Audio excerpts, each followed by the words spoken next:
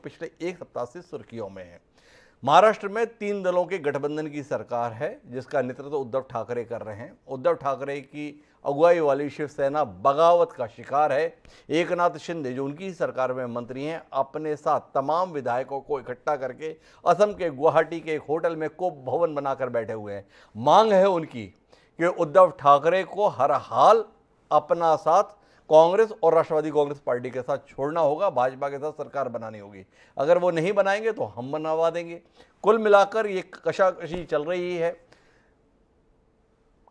घटनाओं के संदर्भ में लगातार नित नया घट रहा है और इसी क्रम के अंतर्गत बागी गुट ने अब सुप्रीम कोर्ट का दरवाजा खटखटाया। जब हम ये कार्यक्रम कर रहे हैं उस समय पर सुप्रीम कोर्ट में मामले को लेकर सुनवाई चल रही है।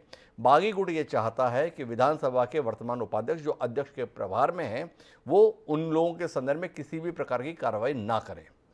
इस संदर्भ में दलील यह है कि चूंकि बागी गुट के कुछ सदस्यों के द्वारा विधानसभा उपाध्यक्ष के खिलाफ ही अविश्वास प्रस्ताव का नोटिस दिया हुआ है, ऐसे में उनके द्वारा कोई भी नीतिगत निर्णय लिया जाना विधि सम्मत नहीं है। तो ये पूरा का पूरा विवाद की स्थिति है।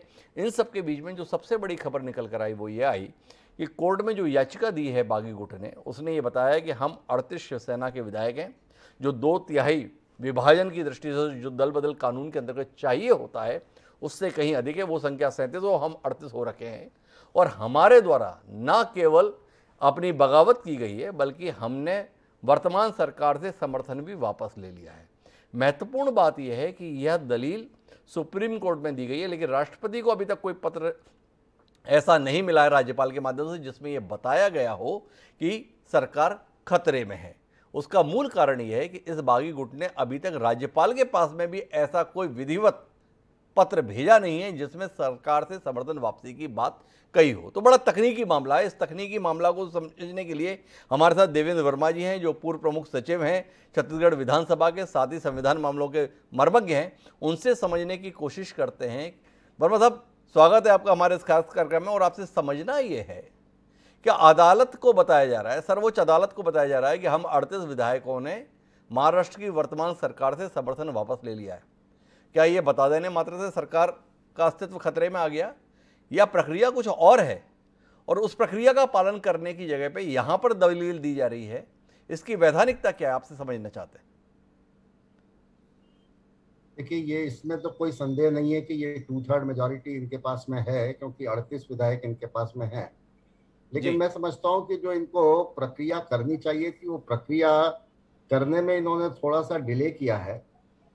इसका कारण चाहे जो भी रहो, जो भी उन्होंने ठीक समझाओ, लेकिन जैसे ही ये 37-38 लोग पृथक हुए थे, इनको एक पृथक गुट बनाना चाहिए था, एक पृथक ग्रुप बनाना चाहिए था, और पृथक ग्रुप बनाकर गवर्नर के यहाँ पर एक पत्र भेजा जाना चाहिए था कि हम ये एक पृथक ग्रुप हमने बनाया है और इस ग्रुप ने वर्तमान सरकार से अपना समर्थन वापस ले लिया है और ये सरकार अब अल्पमत में आ गई है।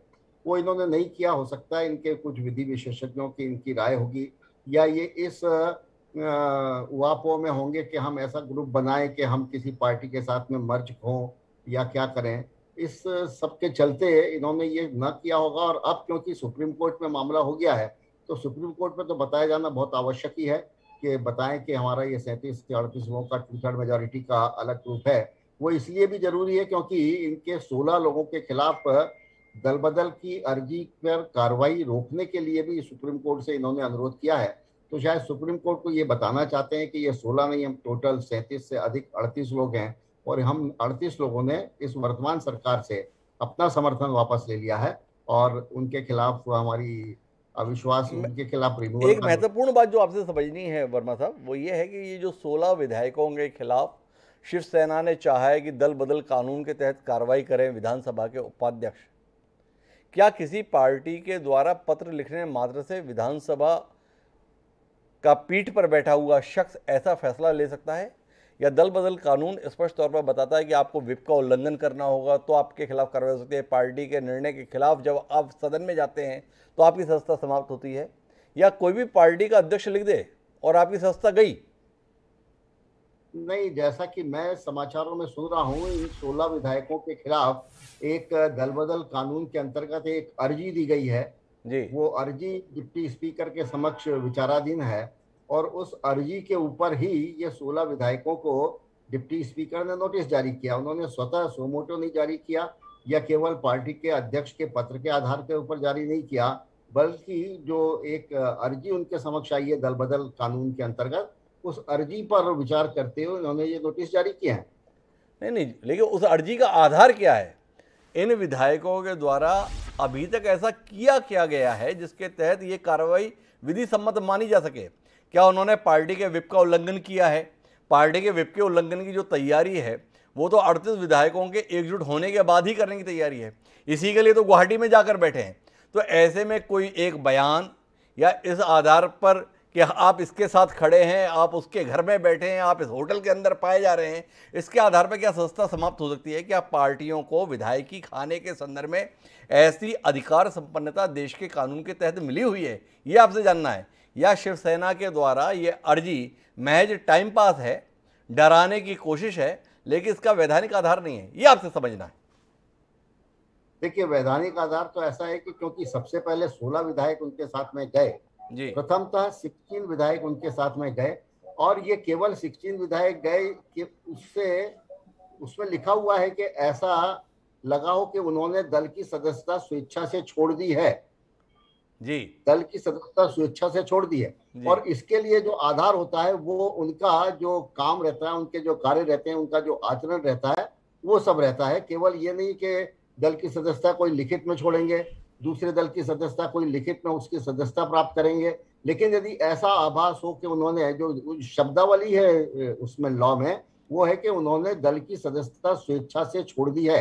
अब स्वेच्छा से छोड़ दी है, इसका आशय क्या है? स्वेच्छा से छोड़ दी है कि मतलब उनका पार्टी के विप का, पार्टी के निर्देशों का उल्लंघन कर रहे हैं, पार्टी के साथ में नहीं है, पार्टी से अलग चले गए हैं, और ऐसा आभास होने लग गया है कि अब ये इस पार्टी को इन्होंने छोड़ दिया है। इस आधार पर दी जा सकती है और उसी आधार के ऊपर एप्लीकेशन दी है। टेक्निकली केवल लिखित में कुछ हो कि लिखित में उन्होंने विप का उल्लंघन किया हो, या लिखित में उन्होंने पार्टी लिखित में दे दिया हो कि हमने पार्टी छोड़ दी है, ऐसा नहीं है।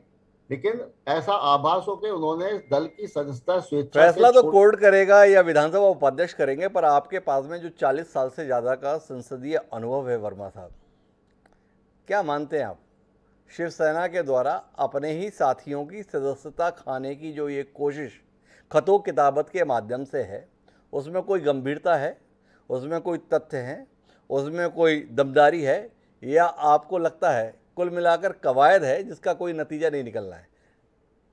देखिए, वैसे तो बहुत कोई एप्लीकेशन तो मैंने देखी नहीं है, लेकिन जो अभी तक सारे पिछले 6-7 दिनों से जो समाचार मिल रहे हैं और जिससे जो पता चल रहा है, जब इन्होंने दल की, जब ये 16 सदस्यों ने छोड़ी थी, उस समय तो ऐसा कोई पुख्ता आधार नहीं था कि इनके खिलाफ कोई एप्लीकेशन अर्जी दी जाए। लेकिन पश्चात का जो घटनाक्रम हुआ, उससे तो निश्चित तौर पर ये आभास होने लग गया कि इन्होंने दल की सदस्यता स्वेच्छा से छोड़ दी है, चाहे लिखित में ना छोड़ी हो, लेकिन जो पूरे उनके स्टेटमेंट आ रहे हैं, गुवाहाटी में बैठ के या सूरत में बैठ के जो स्टेटमेंट आए, उससे ऐसा आभास तो होने लगा है कि इन्होंने दल की सदस्यता छोड़ दी है, अब ये दल के प्रति निष्ठावान नहीं रहे हैं।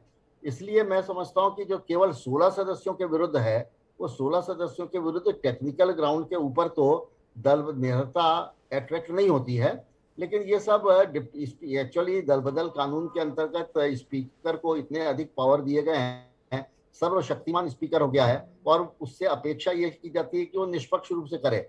1-2 बार सुप्रीम कोर्ट ने अपने निर्णयों में ये कहा भी है कि ये जो इतना अधिकार पार्टी के अध्यक्ष के ऊपर दिया गया है, विधानसभा के अध्यक्ष के ऊपर दिया गया है, इसके बजाय एक कोई ऑटोनॉमस बॉडी बनाई जाए जो ये दल बदल कानून के अंतर्गत निर्णय करे। सुप्रीम कोर्ट ने भी कहा है, क्योंकि हमेशा ये देखा गया है कि अध्यक्ष जो है वो पार्टी के प्रति निष्ठा व्यक्त करते हुए अपनी निर्णय देते हैं।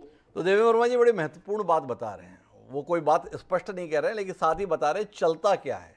तो तथ्यों की दृष्टि से आवेदन में बहुत दमदारी उस संदर्भ में तो नहीं है जो 16 विधायकों की सस्ता खाने के संदर्भ में लिखी गई है, लेकिन माननीय विधानसभा उपाध्यक्ष इतने अधिकार संपन्न है कि जिसमें कुल मामला अब उनकी मंशा पर है, उनकी मंशा जैसी होगी वैसा फैसला दिया जाना संभव है। जैसे उनकी मंशा का कमाल है कि 55 सदस्यीय शिवसेना के अंतर्गत 18 या 20 लोग इकट्ठा होकर बता दिए कि एकनाथ शिंदे अब हमारे नेता नहीं हैं।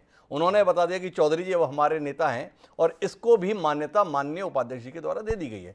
बहरहाल मैं रुख करना चाहूँगा अभिमन्यु शितोले जी का, जो मुंबई से हमारे साथ जुड़े रहे हैं, वरिष्ठ संवाददाता हैं, वरिष्ठ पत्रकार हैं। उनसे समझना चाहते हैं, गुवाहाटी से चौपाटी तक का आमंत्रण स्वीकार होने के कोई हालात बने अभिमन्यु जी की नहीं बने, कि अभी भी डरे डरे हैं एकनाथ शिंदे और उनके साथी, मुंबई आने की हिम्मत नहीं जुटा पा रहे, जैसा संजय राउत जी बता रहे हैं? डरने की तो कोई बात नहीं है जी। विधानसभा के सदन में तो विधायकों को आना ही पड़ेगा। उनका पूरा पॉलिटिकल करियर यहाँ है, तो हमेशा तो वो गुवाहाटी में आना तो पड़ेगा। और कल जिस तरह से केंद्रीय सुरक्षा एजेंसियों की 15 विधायकों को सुरक्षा मुहैया कराई गई है 22+ की, और आगे भी अन्य विधायकों को कराई जाएगी, तो केंद्र अपनी तरफ से सब समर्थन कर रहा है। राज्यपाल जी ने सरकार को, पुलिस महानिदेशक और पुलिस आयुक्त को पत्र लिख के कहा है सबको जो है सुरक्षा मुहैया कराई जाए। तो ये तो संभव नहीं है कि विधायक नहीं आए, विधायकों को आना पड़ेगा, लेकिन पहले वो अपनी कानूनी पोजीशन सिक्योर करेंगे, उसके बाद मुंबई आएंगे। पर अभिमन्यु जी, ये जानना चाहता हूँ कि एकनाथ शिंदे दावा जितना बड़ा कर रहे हैं, पर उनके कदम उस दावों का समर्थन नहीं कर पा रहे।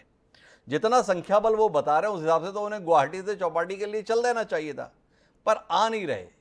क्या वाकई संजय राउत या बाकी शिवसेना के नेता जैसा दावा कर रहे हैं कि रहेंगे तो हमारे साथ ही, जिन्हें वहां बैठा हुआ दिखाया जा रहा है, उसमें कुछ सच्चाई है, इसीलिए बगावत सिरे नहीं चढ़ पा रही? मुझे लग रहा है कि शिंदे गुट के अंदर ये दम बरकरार है, ये कंफ्यूजन बरकरार है कि कहीं ऐसा ना हो कि फ्लोर टेस्ट में जाने के बाद कुछ लोग भावनात्मक रूप से या कुछ लोग किसी और तरीके से उनका साथ छोड़ रहे हैं और उद्धव ठाकरे के जिम्मे में जाके खड़े हो जाए। तो ये क्योंकि पारिवारिक दबाव होगा, चुनाव क्षेत्र का दबाव होगा, कार्यकर्ताओं का दबाव होगा और उद्धव ठाकरे से हाथ मिला के बात करने का दबाव होगा, तो ये सब हो सकता है। ये संभावना अभी भी बरकरार है हिमांशु जी। इसके बीच में एक खबर और जो आ रही है वो ये है कि जो तमाम मंत्री जो शिवसेना के नेतृत्व वाली सरकार का हिस्सा हैं पर इस समय एकनाथ शिंदे के साथ खड़े दिखाई दे रहे हैं, उनके मंत्री पद छीनने का फैसला हुआ है और उनके स्थान पर जो उद्धव ठाकरे के साथ अभी भी खड़े हुए हैं उन्हें वो मंत्री पद दिए जाने की बात की जानकारी आ रही है। और साथ ही जो उनके विभाग हैं अभी तात्कालिक रूप से, वो विभाग अन्य मंत्रियों को आवंटित करने के संदर्भ में भी जानकारी आ रही है। तो एक बड़ा सियासी घटनाक्रम चल रहा है। और कुल मिलाकर जो मंत्री इस समय गुवाहाटी में पाए जा रहे हैं, उनके विभाग उनके गुवाहाटी में रहते रहते मुंबई में बदल दिए गए हैं। ये एक बड़ी खबर हमारे बीच में। देखें कुल मिलाकर ये सियासी घटनाक्रम किस और करवट लेता है और सबसे महत्वपूर्ण बात है कि सर्वोच्च न्यायालय किस तरीके से इस मामले में दखल देता है। नजर हम बनाए रखेंगे, लेकिन बहरहाल अब समय है